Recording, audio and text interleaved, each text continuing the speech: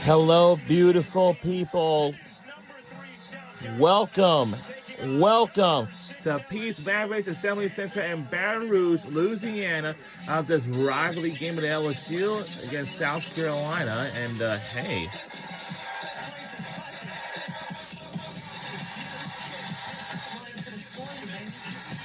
It'll be sold out. And you know at LSU we party. We don't want to play in those environments. South Carolina playing with a lot of heart. She knows where it is.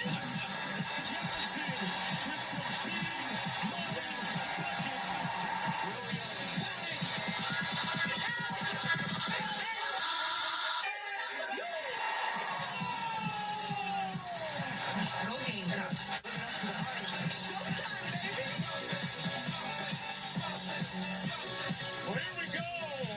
Hello, beautiful people, and welcome to Pete's Marriage Assembly Center in Baton Rouge, Louisiana, of this rivalry game of the LSU Tigers facing on South Carolina Gamecocks.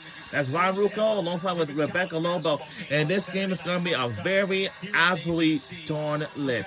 Now, this is like a rematch from the season ago, and of course, it's going to be absolutely loud and crazy. Now they brought all that energy into the building. And this LSU offense is like a party. They call it the show for good reason. Yeah, this is the first year that they're calling themselves the show, and it's because they are so electrifying.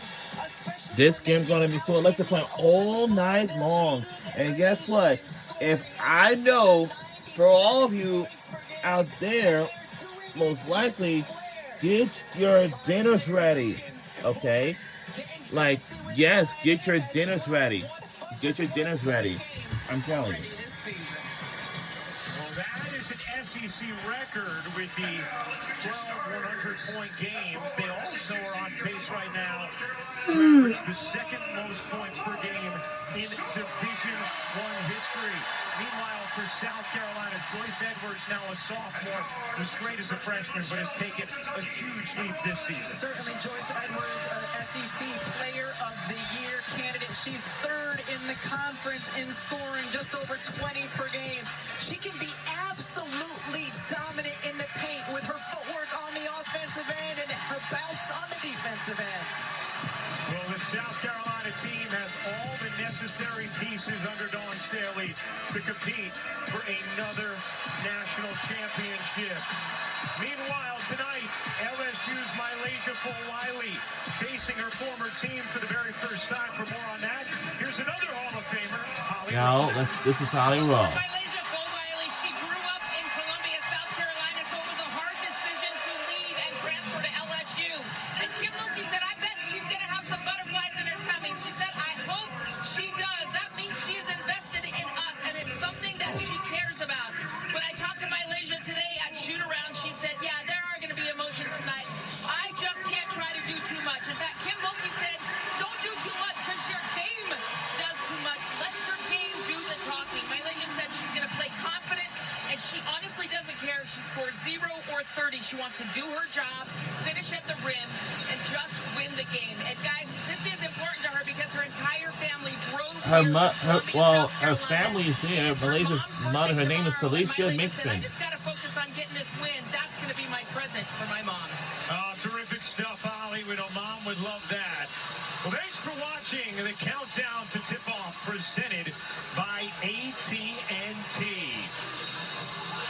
We'll take a look at the starting lineups. And here are the starting lineups. Actually, we have South Carolina. We know who they are, and we have Raven Johnson, Tessa Johnson, Tanaya Watson, Joyce Edwards, Medina Alcott, LSU, Jenna Richards, Flossie Johnson, and the rest of the players for LSU. the deepest team that she has had. So the head coach for LSU Tigers, like usually, is Kim Mulkey. She's a very aggressive head coach of all time.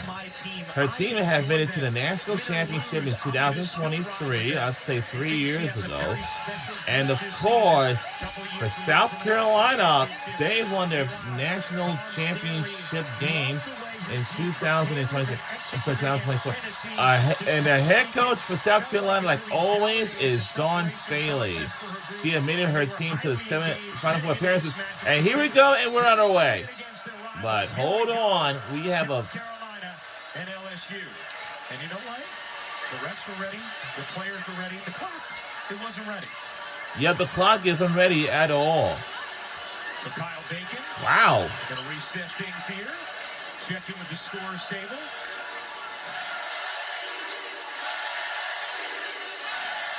All right. Rebecca, the atmosphere here during game day was a terrific job by the ladies. And officials, Kyle Bacon, and the rest of the crew. In this building, listening to the sound build throughout the last 45 minutes. You were right when you said it was pulsating. It got so loud in here. It was one of those where you could feel it in your chest. This place is very packed, and we are underway. Here we go. And the team we're rooting for tonight's rivalry game is South Carolina Gamecocks, like usually. And I understand that LSU is one of my favorite teams. I understand that. That shot is off. It's right underneath. That shot is off. And it's going to be out of... Everybody goes down. Bacon, Flauget, and cheerleaders all at once. Tessa Johnson gets in there to help up Kyle Bacon. Kyle Bacon is one of the referees officials for the night, but he was...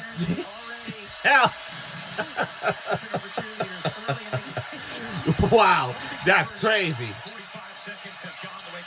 This is getting crazy here, but for something, 3 is good! We put up a 5-point lead. And for LSU, they need some points to get on the board, This is a rivalry game, so the jersey is black and jersey is white for South Carolina. Here's a fact. And 3 is good! LSU is finally on the board! But at the SEC Championship game a couple years ago was crazy and nuts for South Carolina LSU rematch. We had a massive brawl near the 2-minute mark in the fourth quarter. First was the foul, then technical fouls, and then, of course, there was players everywhere and fighting brawl. And the ladies in it's good. I'm so lucky. If we had a rematch last year, said her keys tonight were keep them off the line, keep them out of the paint, take care of the ball. Dawn Staley felt like there'd be some opportunities in transition for South Carolina the way LSU normally scores. And shots good by LSU. South Carolina is extending herself defensively, and it's making it hard for initial passes, but once a ball, that time it was a handoff, can be gotten, the mid-range shot is there. Big bucket for Richard, who's just 3 for 15 from the floor of the last 2 games. South Carolina certainly has the size advantage at both the 4 and 5 positions, but hasn't been able to get direct post entries yet. Johnson draws 2, kicks out. Let's see what you got! Rebound, swiped out of bounds. It will stay here with our South Carolina. Right. Last touch by Raven Johnson. But I would tell you now, goes behind Michaela Williams. That's too much space for her with her size and her ability to just drain it. we're halfway through the second half of the season. Come on! We're right out of time. We don't want to be in a 5-second violation. But like I said, we're halfway through the second half of the season.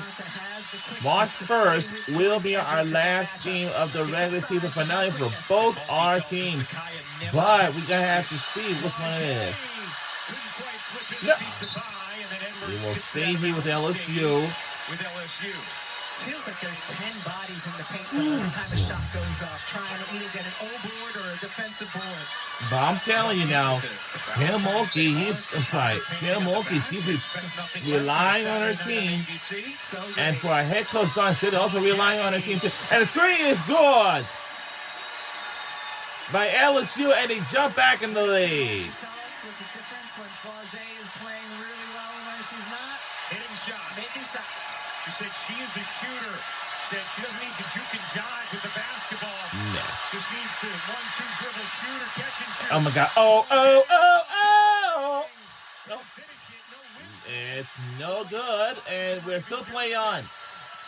But how these fans got here? Well, they have probably waited all day. And of course, these fans are so excited to be here. And of course, no.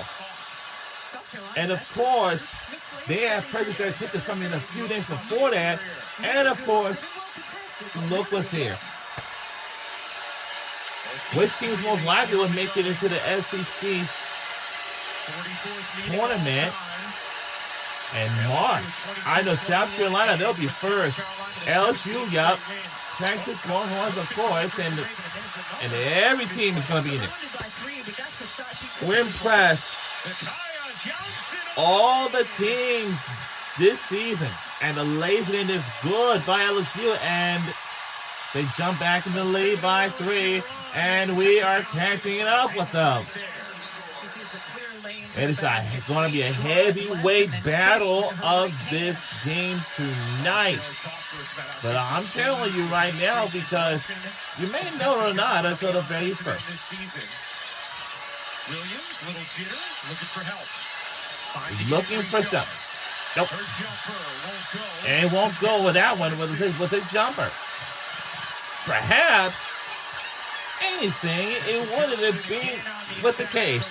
And with another jumper. Wow.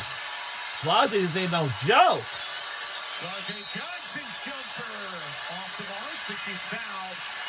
4:55 remains in the first quarter of play. It looks like we're going to have maybe a media timeout on the floor, and we will. A media timeout on the floor. And of course... And here we go. Zakaya going the other way. Nice finish with a little contact. And we'll be right back on the other side. Okay.